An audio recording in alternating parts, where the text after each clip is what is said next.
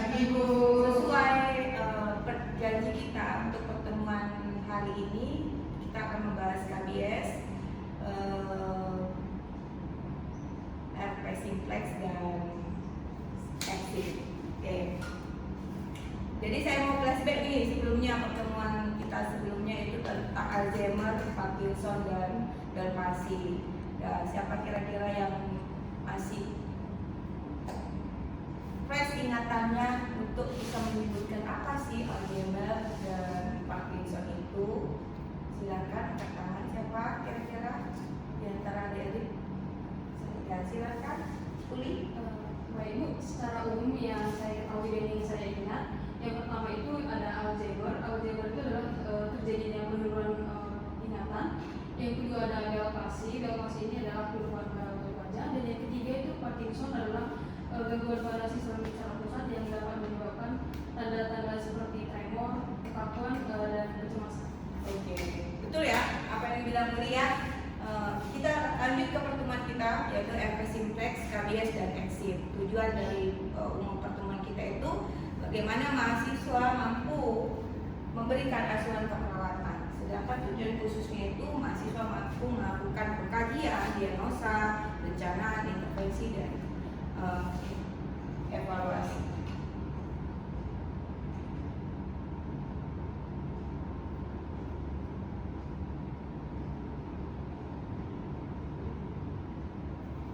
Ya, herpes simplex itu sendiri adalah virus, ya, virus yang terjadi yang berbentuk lesi, ya, yang ditandai dengan adanya lesi kulit yang menyebabkan nyeri dan gatal. Penyebabnya itu ada dua, herpes simplex tipe 1 dan herpes simplex tipe 2. Pertanyaannya, herpes simplex tipe 1 itu apa Bu? Herpes simplex tipe 1 itu biasanya herpes yang ditularkan melalui rongga mulut, ya, bisa sariawan, ya kan.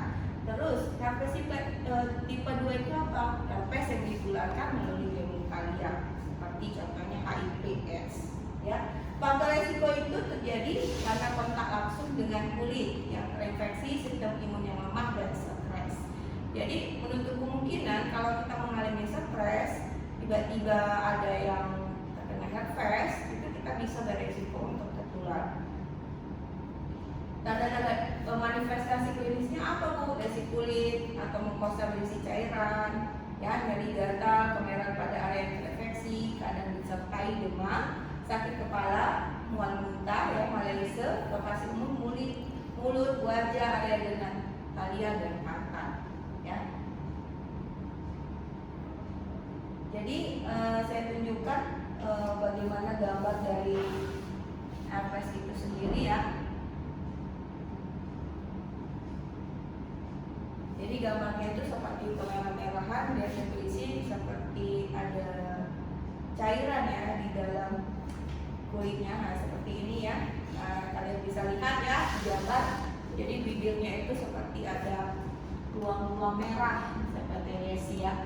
Ini gambarnya di bagian vulva atau alat kelamin perempuan, sedangkan ini di bagian penis atau alat kelamin laki-laki, ya.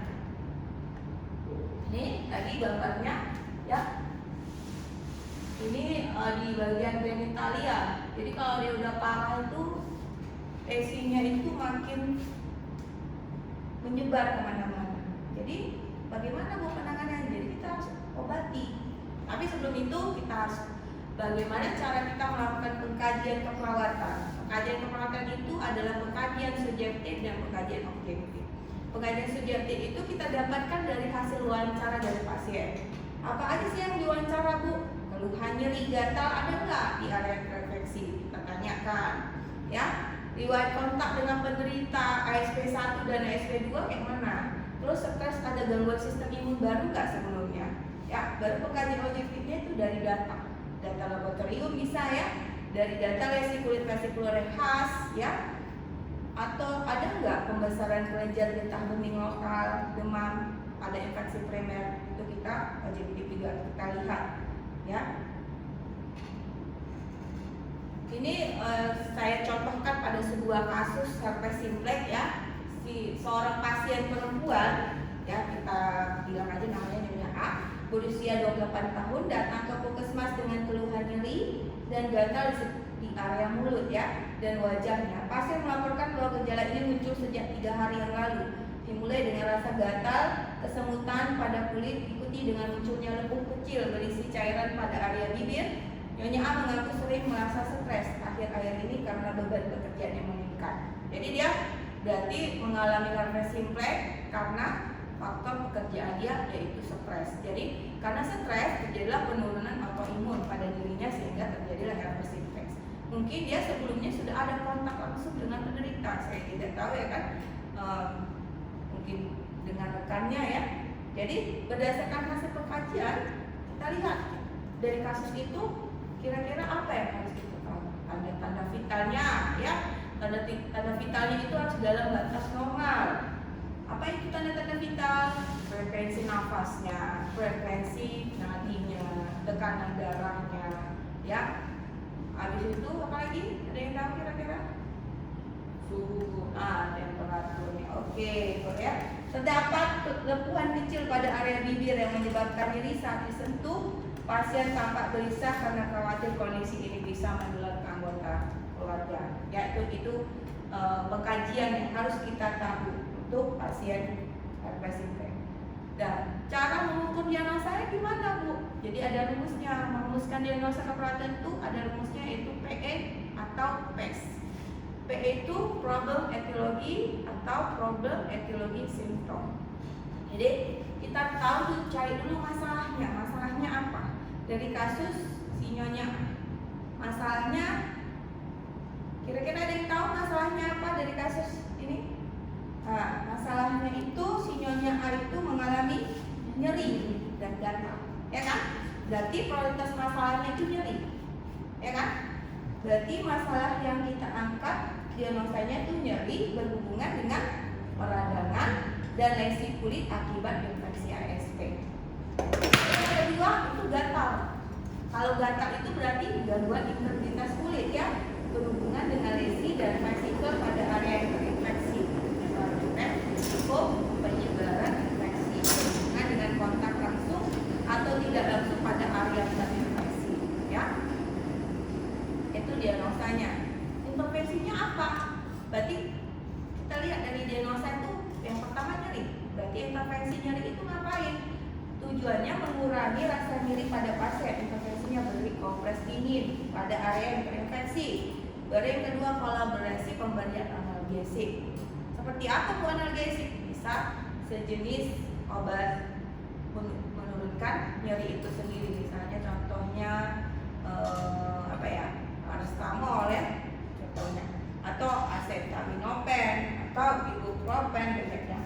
Anjurkan pasien untuk menghindari pemakaian pakaian ketat pada area ketat. Kenapa Bu pakaian ketat itu harus dihindari? Iya, karena pakaian ketat itu mengganggu sirkulasi peredaran darah di area. Misalnya contoh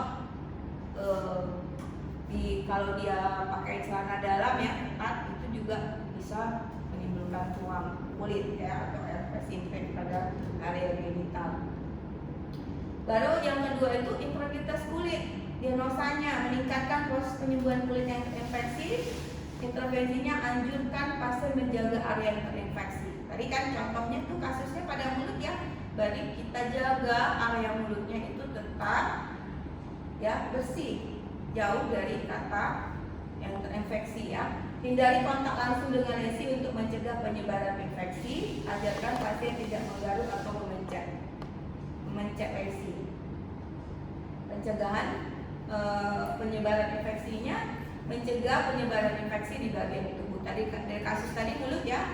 Intervensinya kalau kita berinteraksi sama dia, kalau bisa cuci tangan atau anjurkan penggunaan sarung tangan saat melakukan lesi. Instruksikan pasien untuk mencuci tangan. Hindari penggunaan alat-alat pribadi seperti handuk, ya, pisau cukur, atau alat-alat lain ya seperti sabut tangan, ya, baju ya, kalau bisa dihindari.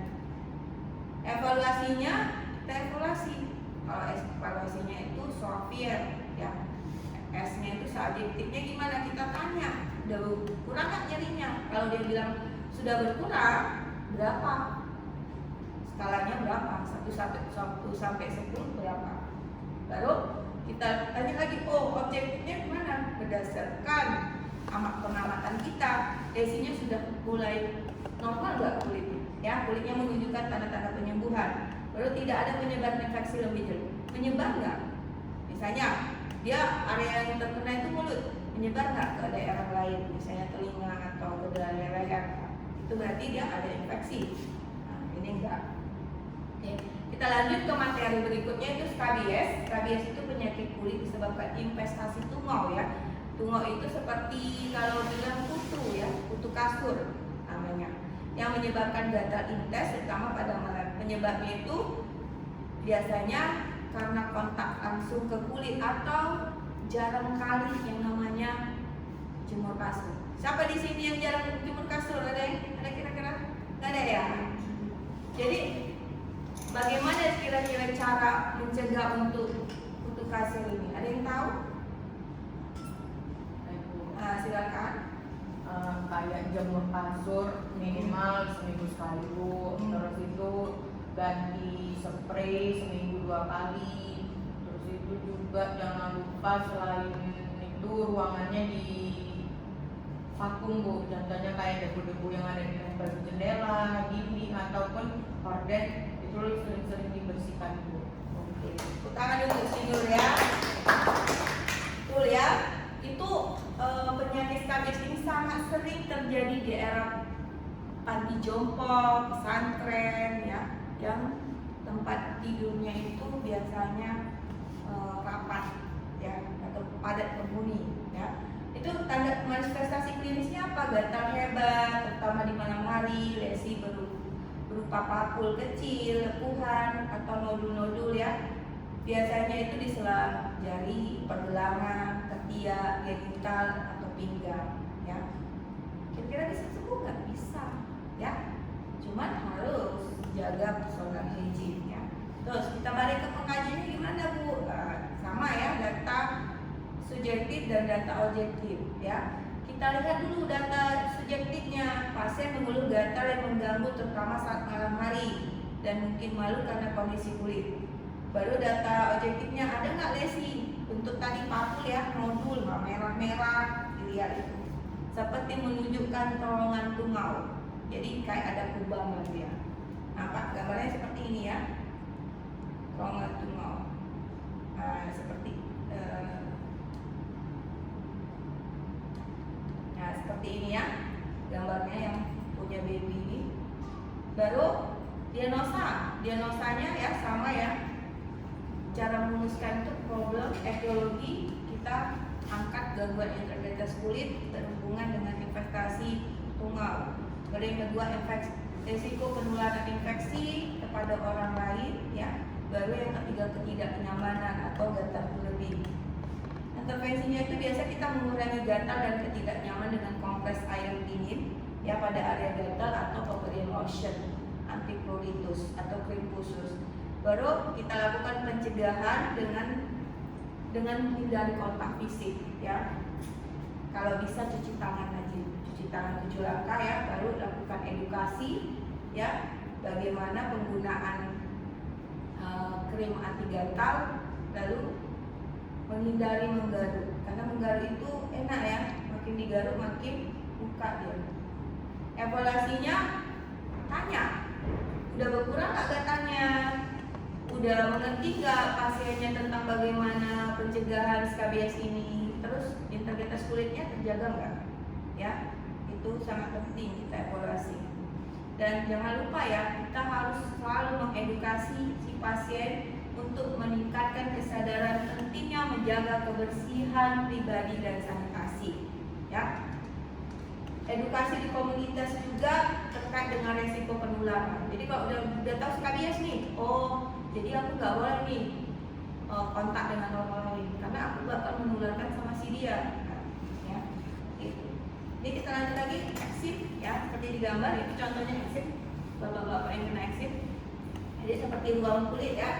Kondisi kulit kronis yang menyebabkan kulit kering, merah, gatal dan seringkali disertai peradangan. Biasanya itu disebabkan kombinasi genetik, lingkungan, sistem imun ya. Biasanya itu terjadi umumnya pada anak-anak atau bisa segala usia. Ya, faktor resikonya itu keluarga, itu bisa karena alergi makanan ya, atau alergi seafood atau debu, eksim itu ya. Pencetusnya bisa alergen, makanan, debu, bulu hewan, cuaca ekstrim sama dingin atau panas, dan bahkan stres. Manifestasi klinisnya kulit kering, kasar, bersisik, timbul bercak merah, dan inflamasi, gatal yang intens. Lesi dapat berair atau berkerak, jika digaruk menerus makin enak, ya kan? Tapi itu dan jangan anjurkan sama pasien. Ya, pengkajiannya sama. Kita harus tanyakan pasien bagaimana ya. Pasien mengeluh gatal hebat, ketidaknyamanan dan rasa panas di area yang terkena eksim. Data objektifnya itu kulitnya bersih, lihat kulitnya bagaimana, merah, bercak merah enggak di area tertentu, seperti gambar yang saya tampilkan ya. Ditemukan luka akibat garukan. Ya, diagnosanya itu kita angkat gangguan intrakertas kulit, ketidaknyamanan, resiko infeksi, gangguan intrakertas kulit akibat karena inflamasi dan gatal kronis.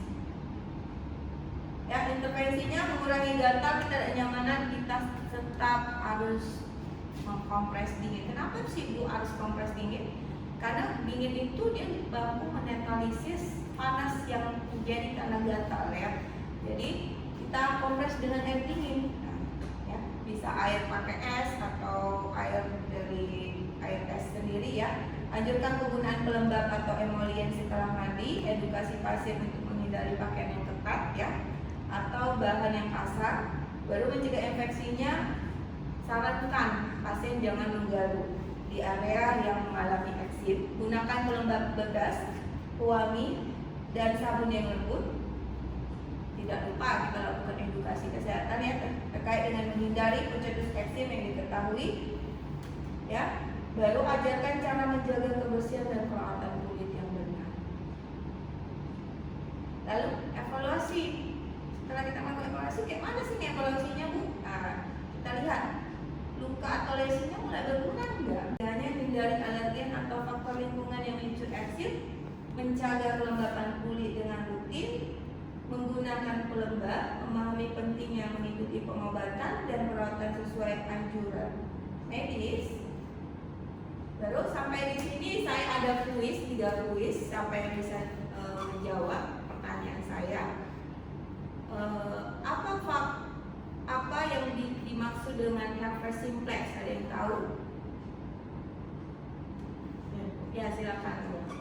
Herpes simplex itu setahu saya Bu, penyakit yang disebabkan oleh virus yang bernama HSP1 dan HSP2. Bedanya HSP1 sama 2 itu, kalau 1 itu dia kayak dari, kalau 2 itu biasanya akan autoimun Bu. Jadi kelemahan imunnya ditambah lagi dia kontak langsung dengan orang yang pernah terkena HSP1 itu tertular melalui rongga mulut, area mulut.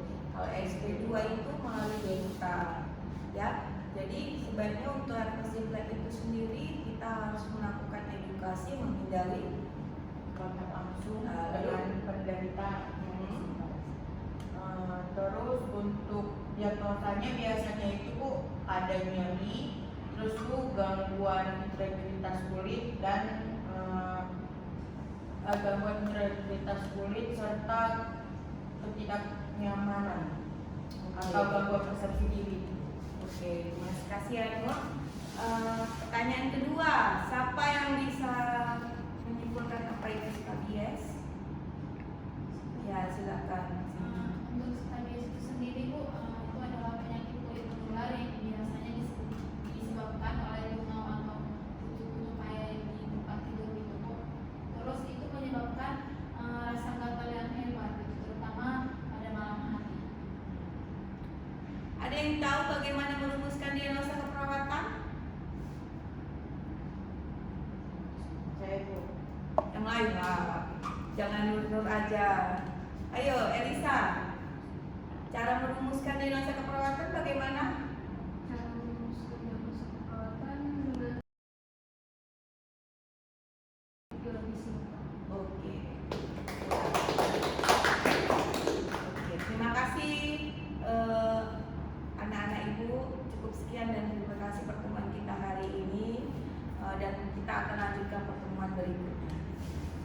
Terima kasih.